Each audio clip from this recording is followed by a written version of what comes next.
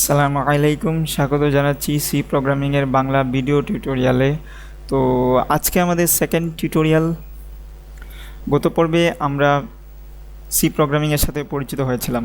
তো আজকে থেকে আমরা প্রোগ্রামিং শুরু করে দেব ইনশাল্লাহ। তার আগে কয়েকটি কথা বলে নিই। প্রোগ্রামিং আসলে চর্চার বিষয়, এখানে মুখস্থ করার কিছুই নেই, তাই রেগুলার প্র্যাকটিস করতে হবে। আর সবসময় খাতা কলমে প্র্যাকটিস করার চেষ্টা করবেন। খাতায় কোড লিখে নিজে নিজে আউটপুট চিন্তা করুন যে আপনি যে প্রোগ্রামটি লিখলেন সেটির আউটপুট কী আসবে, দেন কম্পাইলারে রান করে আপনার আউটপুটের সাথে মেলান। আর এভাবে যদি প্র্যাকটিস করতে পারেন তাহলে আপনি অবশ্যই ভালো প্রোগ্রামিং পারবেন। তো কথা না বাড়িয়ে আজকে মূল পর্বে চলে যাই। তো আজকে আমরা ভেরিয়েবল অ্যান্ড ডেটা টাইপের সাথে পরিচিত হব ইনশাল্লাহ। তো শুরুতে জেনে নেই ভেরিয়েবল কী। তো ভেরিয়েবল হচ্ছে সেই জিনিস যা কম্পিউটারের কোনো মেমোরি লোকেশনকে নির্দেশ করে, অর্থাৎ এটি কম্পিউটারের মেমোরির একটি অংশ নিয়ে নেয় যার মধ্যে আমরা কোনো ডেটা স্টোর করে রাখতে পারবো। তো আমরা বিভিন্ন সময় বিভিন্ন ধরনের ডেটা নিয়ে কাজ করি, আর এইসব ডেটাগুলো নির্দিষ্ট কিছু টাইপের হয়ে থাকে যাকে আমরা ডেটা টাইপ বলে থাকি আর কি। তো আজকে আমরা কিছু ডেটা টাইপের সাথে পরিচিত হব, আর এগুলোর ডিটেলস আমরা পরবর্তীতে জেনে নিব কোড করতে করতে। তো আমি শুরুতে কিছু ডেটা টাইপের সাথে পরিচয় করিয়ে দিচ্ছি। তো এখানে আছে ইন্টিজার টাইপ, যার কিওয়ার্ড হচ্ছে ইন্ট। আর ইন্টিজার হচ্ছে পূর্ণ সংখ্যা নিয়ে কাজ করে থাকে। যখন আমরা আমাদের পূর্ণ সংখ্যা নিয়ে কাজ করার প্রয়োজন পড়বে তখন আমরা ইন্টিজার টাইপ ইউজ করে থাকব। আর ফ্লোটিং পয়েন্ট হচ্ছে ফ্লোটিং টাইপ ডাটা নিয়ে কাজ করে থাকে, অর্থাৎ ভগ্নাংশ নিয়ে কাজ করে, যার কিওয়ার্ড হচ্ছে ফ্লট। আর ডাবল ফ্লোটিং পয়েন্টের মতোই, তবে এর সাইজ একটু বড়, আর এর কিওয়ার্ড হচ্ছে ডাবল। আর ক্যারেক্টার মানেই তো আমরা বুঝি আমাদের যত ধরনের সিম্বল আছে, ইভেন ইংলিশ যে 26টি লেটার রয়েছে সবগুলো হচ্ছে ক্যারেক্টার। আর যখন আমরা এইগুলো নিয়ে কাজ করব, অর্থাৎ সিঙ্গেল ক্যারেক্টার নিয়ে কাজ করব, তখন আমরা এই কার টাইপ ইউজ করব। বুলিয়ান একটু ইন্টারেস্টিং জিনিস, যার কাজ হচ্ছে শুধুমাত্র সত্য আর মিথ্যা যাচাই করা। তো এইগুলোর সম্পর্কে ডিটেলস আমরা পরবর্তীতে কোড করতে করতে জানব। তো আমি এখন এই প্রত্যেকটির কিছু নির্দিষ্ট সাইজ রয়েছে, তাদের সাথে আমি আপনাদের একটু পরিচয় করিয়ে দিই। তো ইন্টিজারের সাইজ হচ্ছে 2 বাইট। তো তার আগে আমি একটু বলে নিই, যারা বাইট সম্পর্কে জান না তাদেরকে বাইট সম্পর্কে একটু বলি। কম্পিউটার আসলে তার হিসাব নিকাশ, যত বড় হিসাব নিকাশ হোক না কেন, 0 আর 1 দ্বারা করে থাকে। আর এই 0 আর 1কে আসলে মূলত বিট বলা হয়। আর 8 বিট মিলে হচ্ছে গিয়ে 1 বাইট। এরপর হচ্ছে 1024 বাইট মিলে হচ্ছে গিয়ে 1 কিলোবাইট। এরপরে 1024 কিলোবাইট মিলে হচ্ছে গিয়ে 1 মেগাবাইট। এরপরে 1024 মেগাবাইট মিলে হচ্ছে গিয়ে 1 গিগাবাইট। 1024 গিগাবাইট মিলে হচ্ছে গিয়ে 1 টেরাবাইট। আমাদের এতটুকু জানলেই চলবে। তো ইন্টিজারের সাইজ হচ্ছে 2 বাইট। ফ্লোট অর্থাৎ ফ্লোটিং পয়েন্ট ডাটার নিয়ে যখন আমরা কাজ করব তখন আমরা ফ্লোট ইউজ করে থাকবো। এর সাইজ হচ্ছে 4। আর ডাবলের হচ্ছে 8। আর এখানে দেখতে পাচ্ছি লং ডাবল, সেটি আবার কি জিনিস? ডাবল থেকে আরও বড় যদি সাইজের ডেটা নিয়ে যদি আমরা কাজ করি তখন আমরা লং ডাবল ইউজ করব। শর্ট ইন্ট, এটা ইন্টিজার থেকে একটু বড়, তার সাইজ হচ্ছে গিয়ে 4 বাইট। আবার লং ইন্টের সাইজও 4 বাইট। আর ক্যারেক্টারের হচ্ছে গিয়ে 1 বাইট। তো আমরা কোড ব্লকসে চলে যাই, আমরা কয়েকটি প্রোগ্রাম লিখে প্র্যাকটিস করি আজকে। আমি আগেই একটি ফাইল সেভ করে রেখেছিলাম, আমি আপনাদের গত পর্বে দেখিয়েছিলাম কিভাবে ফাইল সেভ করতে হয়। তো প্রথমে হেডার ফাইলটা লিখে নিই। আমি আপনাদেরকে এই হেডার ফাইলের মিনিং গত পর্বে বলেছিলাম। তো এরপর তো আমরা সবাই মোটামুটি জানি যে এরপর একটি মেইন ফাংশন লিখতে হয়। তো আমি মেইন ফাংশন লিখে নিচ্ছি। আর এই মেইন ফাংশনটা হচ্ছে এই কার্লি ব্রেসের ভিতরেই, মেইন ফাংশনের সব কিছু এই কার্লি ব্রেসের ভিতরে থাকে।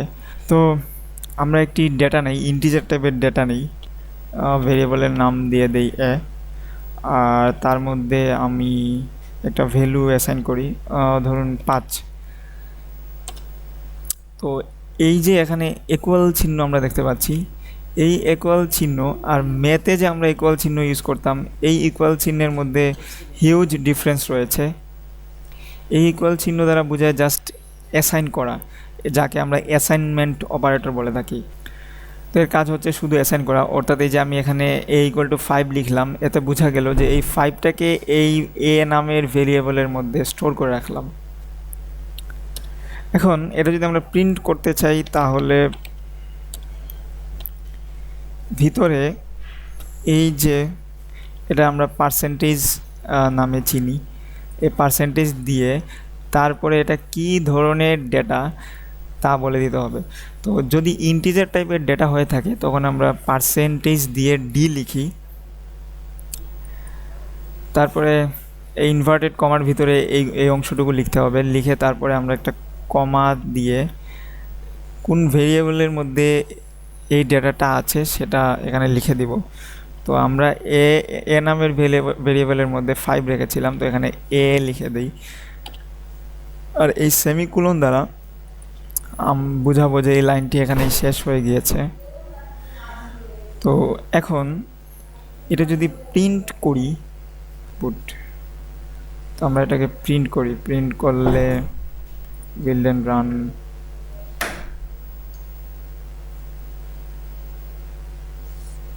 5 দেখাচ্ছে। 5 দেখানোরই কথা আসলে। আমরা এখানে জাস্ট পার্সেন্টেজ ডি দিয়ে এ নামের ভেরিয়েবলটাকে প্রিন্ট করে দেখিয়েছি, যার কারণে এই 5 আউটপুট দেখাচ্ছে। এখন যদি আরেকটা ভেরিয়েবল এখানে নেই, জাস্ট কমা দিয়ে ভি = লিখে দিলে হবে। ধরুন ওইটা নিলাম 6, এখন ওইটাও প্রিন্ট করতে চাচ্ছি, তো এখানে পার্সেন্টেজ দিয়ে দিব, দিয়ে কমা দিয়ে ওইখানে বি দিয়ে দিলাম। এখন যদি এটাকে প্রিন্ট করি, তাহলে এখানে 56 দেখাচ্ছে। হ্যাঁ, এইখানেই আসলে একটা ইম্পর্ট্যান্ট বিষয় আমি বলি, আমরা কিন্তু এখানে কোনো স্পেস ইউজ করিনি। তো আমরা জানি এটা আসলে 5 আর 6 আলাদা আলাদা পাবে, কিন্তু কম্পিউটার তো আসলে জানে না, তো কম্পিউটারকে এই জিনিসটি বলে দিতে হবে। তো আমরা এখানে স্পেস যদি ইউজ করি তাহলে প্রথমে এভাবে দেখাবে, প্রথমে 5, তারপরে দেখাবে 6। আর যদি আমরা স্পেস না ইউজ করে যদি আমরা নিউ লাইন ইউজ করি, নিউ লাইন ইউজ করলে 5 দেখানোর পরে 6 দেখাবে। তো এখন নিউ লাইন কী জিনিস তার সম্পর্কে একটু বলি। তার আগে স্পেস দিয়ে আমি প্রিন্ট করে দেখি। হ্যাঁ, স্পেস দিয়ে প্রিন্ট করে দেখালে এটা 5 এবং 6 দেখাচ্ছে। তো এখানে যদি আমি নিউ লাইন দিই, নিউ লাইন দিতে গেলে \n দিতে হয়। তো আর এটাকে যদি আমি প্রিন্ট করি, তাহলে দেখুন উপরে 5, নিচে 6 দেখাচ্ছে। তারপরে এখানে যদি আরেকটা নিউ লাইন দেই, তাহলে কি হচ্ছে দেখুন, এই যে এই লেখাটি প্রসেস রিটার্ন 4, এরপরে এই অংশটি আগে উপরে দেখিয়েছিল, একটু উপরে, এখন নিউ লাইন দেওয়ার ফলে এখানে একটা নতুন লাইন নিয়ে তারপরে আমাদের এই অংশটুকু দেখাচ্ছে। এভাবে যদি আরও কয়েকটি নিউ লাইন দেই, তাহলে আরও কয়েকটি নতুন লাইন সে নিয়ে নিবে। এই যে আরও কয়েকটি নতুন লাইন নিল। সামনে নিউ লাইন নিলে কি হবে, সামনে যদি নিউ লাইন নেই,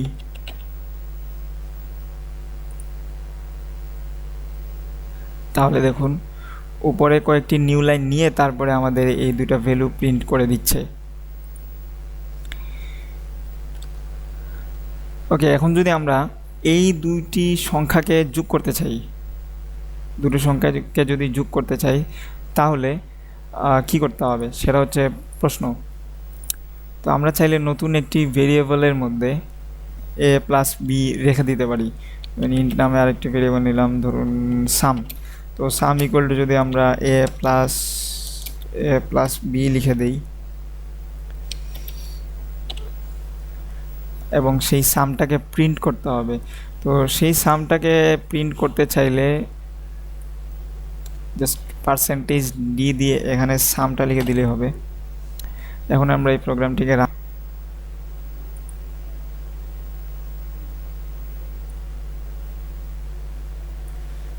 11 দেখাচ্ছে। তো 5-এর সাথে 6 যোগ করলে তো 11ই দেখানোর কথা, তাই এটি 11 দেখাচ্ছে। এখন যদি আমরা এ থেকে বি বিয়োগ করতে চাই তাহলে জাস্ট এখানে মাইনাস চিহ্ন দিয়ে দিলেই হবে। 5 থেকে 6 বিয়োগ করলে আসলে -1 আসার কথা। এখানে যদি গুণ চিহ্ন দেই তাহলে কি আসবে? এখন গুণ চিহ্ন আসলে কোনটি? তো আমরা তো নর্মালি এইটাকে গুণ চিহ্ন হিসাবে ব্যবহার করে থাকি গণিতে, কিন্তু প্রোগ্রামিংয়ে আসলে এটাকে গুণ চিহ্ন হিসাবে ব্যবহার করা যাবে না। আমাদেরকে জাস্ট স্টার টাইপের একটা জিনিস রয়েছে, আপনাদের কিবোর্ডে দেখতে পাবেন, সেটি ইউজ করতে হবে। অর্থাৎ এই যে এটি ইউজ করতে হবে। এটি যদি ইউজ করি তখন এটি আসলে গুণের কাজ করবে। প্রোগ্রামটি রান করলে a ইন্টু বি সমান হচ্ছে 30 কি দেখানোর কথা? 6 ইন্টু 5 মানে হচ্ছে 30। হ্যাঁ, ঠিকই আছে। এটাকে যদি আমরা ডিভাইড করতে চাই, দেখুন ডিভাইড করলে কি দেখাচ্ছে? 0। হ্যাঁ, আসলে 0 দেখানোর কথাই। এখানে আমরা ইন্টিজার টাইপ নিচ্ছি, সুতরাং সে পূর্ণ সংখ্যার যে অংশটুকু রয়েছে সেটুকুই সে দেখাচ্ছে, পরের অংশটুকু সে দেখাচ্ছে না। তো ফ্লোটিং পয়েন্ট নিয়ে যখন কাজ করব তখন সে 0 পয়েন্ট, যে রেজাল্ট আসবে অর্থাৎ 0 পয়েন্ট সামথিং, তখন সে 0 পয়েন্ট সামথিং দেখাবে। তো সেটা আমরা ফ্লোট ইউজ করলে দেখিয়ে দেব। এখন আরেকটি জিনিস আছে, সেটি হচ্ছে মডুলাস, অর্থাৎ ভাগশেষ। এখন আমরা যদি চাই যে 6 দিয়ে 5কে ভাগ করলে তার কোনো ভাগশেষ থাকবে কি না সেটা যদি জানতে চাই, তখন আমরা জাস্ট এখানে মডুলাস চিহ্ন ইউজ করব। আর সেই মডুলাস আসলে পার্সেন্টেজ, এই পার্সেন্টেজ নামে আমরা যাকে চিনি সেটি আসলে মডুলাসের কাজ করে। দেখুন 5, 6 দিয়ে তো 5কে ভাগ করা যায় না, আমরা জানি। তো ভাগশেষ আসলে 5ই থাকে। এখন ফ্লোটিং পয়েন্ট নিয়ে আমি একটু দেখিয়ে দিই। যেমন আমরা আগে এখানে এ ডিভাইড বি দিয়েছিলাম, আউটপুট দেখিয়েছিল অনলি 0। তো এখানে যদি আমরা জাস্ট ফ্লোট ইউজ করি,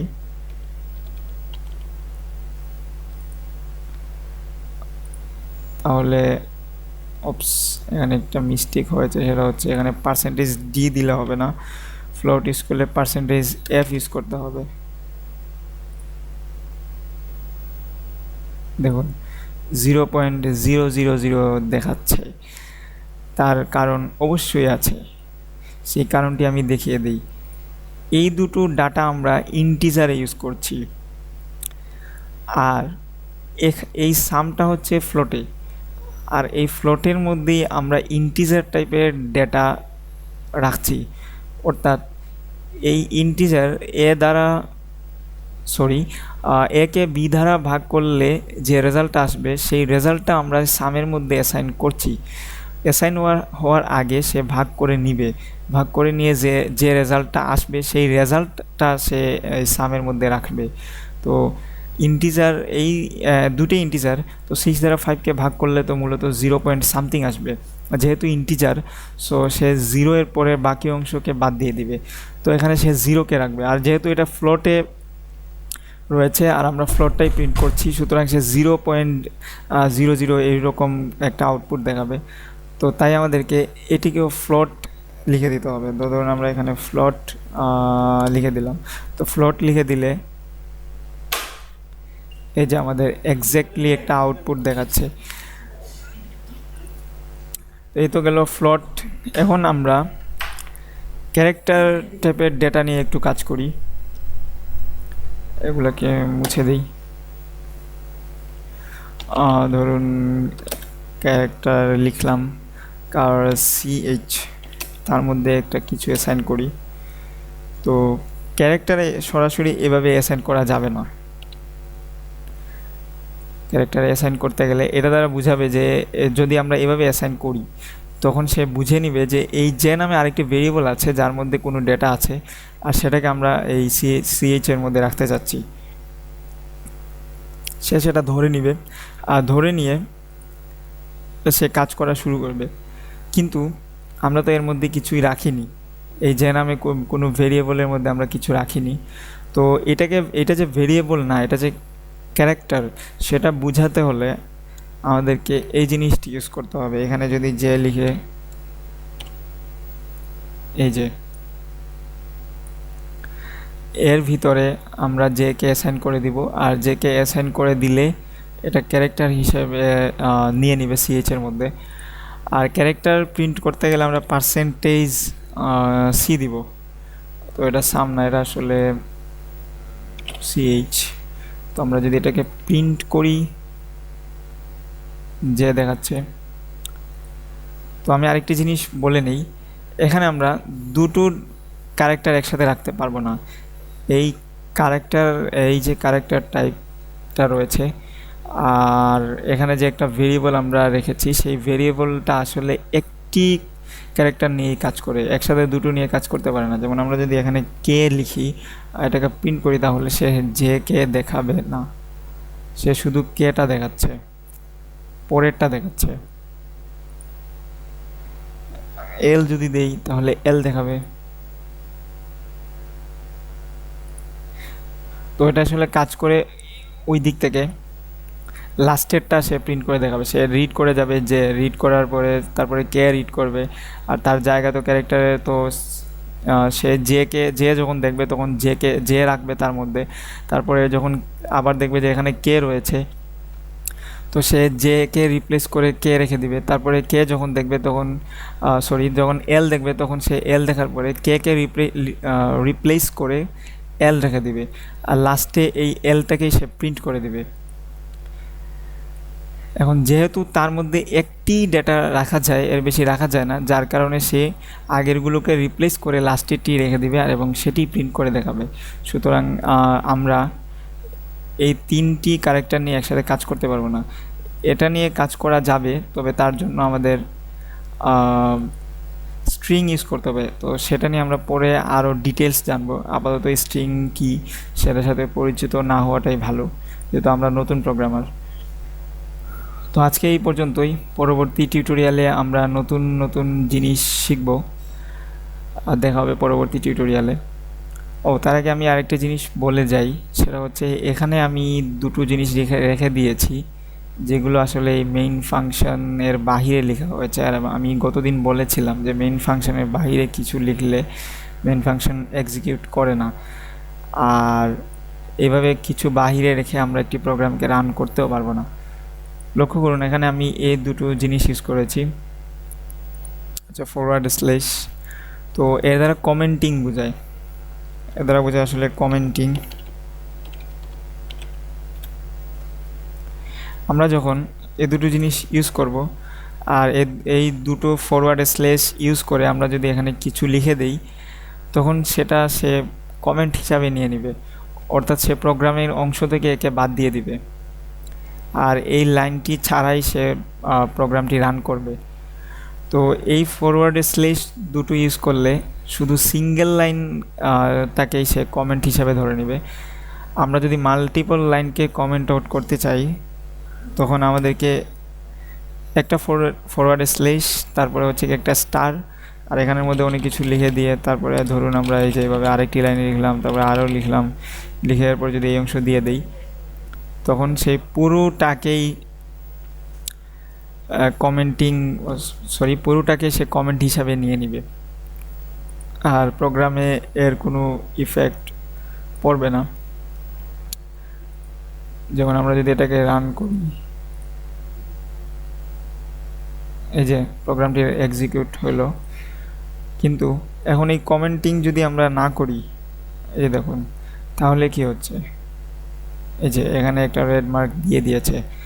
তো দেখা হবে পরবর্তী টিউটোরিয়ালে, সে পর্যন্ত ভালো থাকুন।